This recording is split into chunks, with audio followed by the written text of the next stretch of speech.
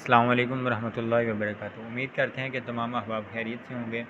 हमारे फार्माकोलॉजी का लेक्चर हो गया था, उसकी डेफिनेशन हमने कंप्लीट मैडम फातिमा की आवाज़ में सुन ली थी। आज हम मैडम फातिमा से उससे आगे डिस्कस करेंगे कि फार्माकोलॉजी की ब्रांचेस कितनी होती हैं और कौन कौन सी ब्रांचेस होती हैं। ये तमाम आज के लेक्चर में हम डिस्कस करेंगे। इसके बाद आ जाती हैं फार्माकोलॉजी की ब्रांचेस। इसकी दो ब्रांचेस होती हैं, एक को कहते हैं फार्मेकोकाइनेटिक, एक को कहते हैं फार्मेकोडायनामिक। अब इन दोनों में हम डिफरेंस देखते हैं। सबसे पहले बात कर लेते हैं फार्मेकोकाइनेटिक क्या होती है। अगर आपसे डेफिनेशन पूछे जाए कि फार्मेकोकाइनेटिक की डेफिनेशन क्या होती है, फार्मेकोकाइनेटिक क्या होता है, तो आपकी बॉडी ड्रग के साथ क्या करती है, दैट इज कॉल्ड फार्मेकोकाइनेटिक। जब फार्मेकोडायनामिक की बात होती है तो ड्रग आपकी बॉडी के साथ क्या करता है। तो यहाँ पे आप ये लिख लें कि फार्मेकोकाइनेटिक क्या होती है, what body do with drug, कि बॉडी ड्रग के साथ क्या कर रही है। अब हम इसकी डेफिनेशन पढ़ लेते हैं।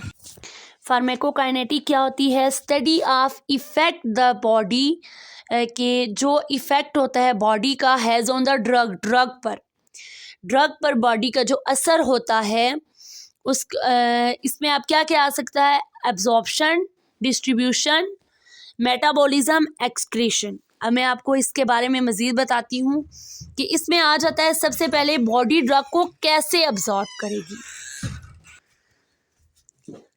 कैसे डिस्ट्रीब्यूट करेगी, कैसे बॉडी ड्रग को किस तरह मेटाबोलाइज करेगी, बॉडी ड्रग को किस तरह एलिमिनेट करेगी। इसको आप किस में देखते हैं, फार्मेकोकाइनेटिक के अंदर देखते हैं। फिर आ जाता है फार्मेकोडायनामिक। फार्मेकोडायनामिक हम किसको कहते हैं कि what drug do with body, कि ड्रग हमारी बॉडी के साथ क्या करती है।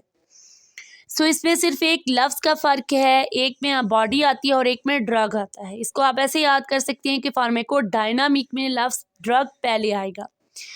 अब हम इनको एक एक करके आगे पढ़ लेते हैं। फार्मेकोकाइनेटिक क्या है, इसमें आपकी बॉडी ड्रग के साथ जो बिहेव करती है, इसको फार्मेकोकाइनेटिक में पढ़ते हैं। इसको याद करने के लिए हम एक निमोनिक्स बना लेते हैं जिसको आप कहते हैं ADME, यानी आदमी। इसको आदमी के नाम से आप याद कर सकते हैं।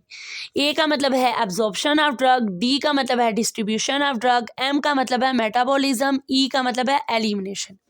इसको हम आगे डिटेल से भी पढ़ेंगे, लेकिन इसको पढ़ने से पहले हम लोग रूट्स ऑफ एडमिनिस्ट्रेशन पढ़ेंगे कि रूट्स ऑफ एडमिनिस्ट्रेशन क्या होते हैं। अब रूट ऑफ एडमिनिस्ट्रेशन का मतलब है कि आप ड्रग को किस किस तरीके से इनटेक कर सकते हैं, कौन कौन से वेज हैं जिनके ज़रिए से आप ड्रग को अपनी बॉडी के अंदर ले इंटर कर सकते हैं। अब रूट का मतलब होता है रास्ते, एडमिनिस्ट्रेशन का मतलब होता है इंटर करना। ड्रग को इंटर करने के 3 मेन रूट्स होते हैं। पहला होता है इंटीरियर रूट, दूसरा पेरेंट्रल रूट और तीसरा अदर रूट्स। अब सबसे पहला जो रूट है वो है इंटीरियर रूट, वो तरीका जिसमें आप मुंह का इस्तेमाल करते हैं। तो इसमें जो होता है मुंह का इस्तेमाल करते हैं दवाई को इंटेक करने के लिए। इसमें हम 2 तरीक़ों से दवाई को इंटेक करते हैं। इसमें पहला तरीका आता है ओरल मेथड, एक आता है और एक आता है सबलिंगुअल मेथड। अब इनमें क्या डिफरेंस है। ओरल वो तरीक़ाकार है जिसमें आप दवाई को ज़बान के ऊपर रखते हैं और अंदर से अंदर ले जाते हैं। फॉर एग्ज़ाम्पल आपने कोई भी टैबलेट, कोई भी कैप्सूल, सिरप आप पी रहे हैं, आप क्या करेंगे, इसको ज़बान पे रखेंगे और आप इसको इनटेक कर लेंगे, उसे हम ओरल कहते हैं। ओरल रूट को फार्माकोलॉजी की ज़बान में इंटीरियल भी कहते हैं। अब सब लिंगुअल से मुराद है ज़बान के नीचे रखना। ज़बान के नीचे जो कि बहुत सारी कैपिलरीज़ होती हैं, नेटवर्क होता है कैपिलरीज़ का, तो वहाँ से बहुत ज़्यादा मिक़दार में आपका सलाइवा रिलीज़ होता है। लिहाजा ओरल की निस्बत जो है सब लिंगुअल रूट से बहुत जल्दी मेडिसन असर करती है और विद इन सेकेंड आपको इसका इफ़ेक्ट नज़र आता है। अब अगर आप के सर में दर्द है या पेट में दर्द है, आप पैनाडोल का इस्तेमाल करते हैं तो इससे आपका सर दर्द जो होता है विद इन सेकेंड ठीक नहीं होता, बल्कि इसको टाइम लगता है, कुछ मिनट लगते हैं। और अगर आपको जबकि इसकी निस्बत अगर आपको एंजाइना का पेन हो रहा हो जिसमें ये पेन वो होता है जिसमें आपको चेस्ट पेन होता है, और ये दिल से रिलेटेड मसला होता है जिसमें आपको छाती के अंदर स्वेयर पेन का इशू आता है। इसकी बेसिक रीज़न ये होती है कि आपको दिल की तरफ या छाती की तरफ जो ब्लड सप्लाई होता है इसमें प्रॉपर ऑक्सीजन नहीं मिलती, जिसकी वजह से आपको पेन होता है। ये एंजाइनल पेन जो होता है ये सीरियस होकर हार्ट फेलियर के चांसेस भी हो सकते हैं। सो एंजाइना के लिए एक छोटी सी टैबलेट यूज़ होती है एनजिसिड। ये ज़ुबान के नीचे रखते हैं तो ये विद इन 3 to 4 सेकेंड ज़बान के नीचे हल हो जाती है और आपको फौरी तौर पर आराम आ जाता है। इमरजेंसी में अगर कोई पेशेंट आपके पास आता है लेकिन वो होश में होता है तो आप क्या करते हैं, अगर इस एंजाइनल पेन के साथ आता है तो आप उसके पेन को रिलीव करने के लिए आप क्या करते हैं, उसको ये एनजिसिड टैबलेट देते हैं और वो विद इन सेकेंड्स उसको जल्दी आराम हो जाता है। नेक्स्ट आता है पेरेंट्रल रूट। ये वो रूट है जिसमें आपको जिसमें आप पेशेंट की बॉडी में सुई इंजेक्ट करते हैं, यानी आप इसको इंजेक्शन लगाते हैं। इंजेक्शन लगाने के बहुत से तरीके हैं, इसमें एक आता है आईवी, इसको इंट्रावेनस भी कहते हैं। ये वो इंजेक्शन होता है जो वेन के अंदर लगता है और आईवी वेन के अंदर लगता है, इसकी तकलीफ ज़्यादा होती है और बहुत स्लोली इंटर किया जाता है। इसके बाद आ जाता है आईएम से मुराद है इंट्रामस्कुलर, जो इंजेक्ट करते हैं। ये आप के शोल्डर मसल में या हिप मसल में ज़्यादातर हम लोग लगाते हैं और मसल में इंजेक्ट करते हैं, हिप मसल में इंजेक्ट करते हैं इसको।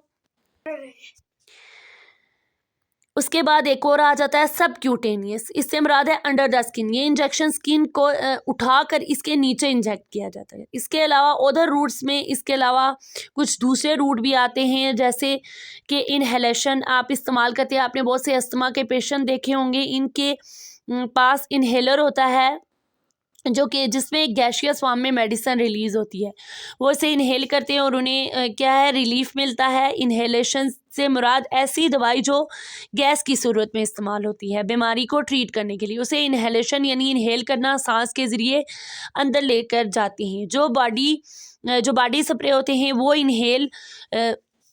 वो भी इनहेलेशन मैकेनिज़्म पर काम कर रहे होते हैं। उसके बाद आ जाता है इंट्रानेज़ल। नेज़ल का मतलब होता है नोज़ की कैविटी के अंदर। बहुत सारी दवाइयाँ ऐसी होती हैं जो आप क्या करते हैं, स्प्रे नहीं करते नाक में, बल्कि हाथ से लगाते हैं स्किन पे, नाक के अंदर की कैविटी के, उसको हम क्या कहते हैं इंट्रानेज़ल।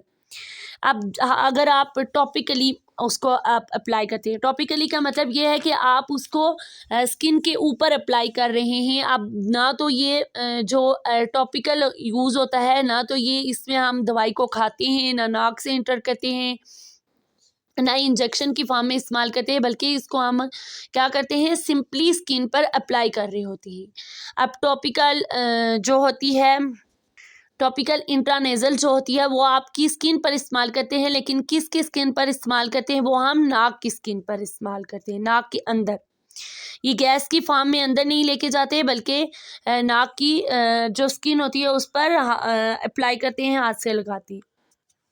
इंटरनल रूट में हमने देखा था कि हम मेडिसिन को ओरली ले सकते हैं और सब लिग्वल जिसमें हमने दवाई को ओरल रहे होते हैं, ज़बान के नीचे रख रहे होते हैं। तो अब हम देखेंगे इसके क्या नुकसानात होते हैं, क्या फ़ायदे होते हैं, यह हम लोग नेक्स्ट लेक्चर में पढ़ेंगे इंशाल्लाह। आज का लेक्चर काफ़ी लंबा हो गया है और इसको हम नेक्स्ट लेक्चर में पढ़ेंगे। और ये आप लोग के लिए इंफॉर्मेशन थी, इसलिए थोड़ा सा लंबा लेक्चर हो गया है।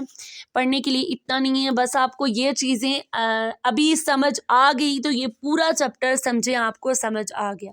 अब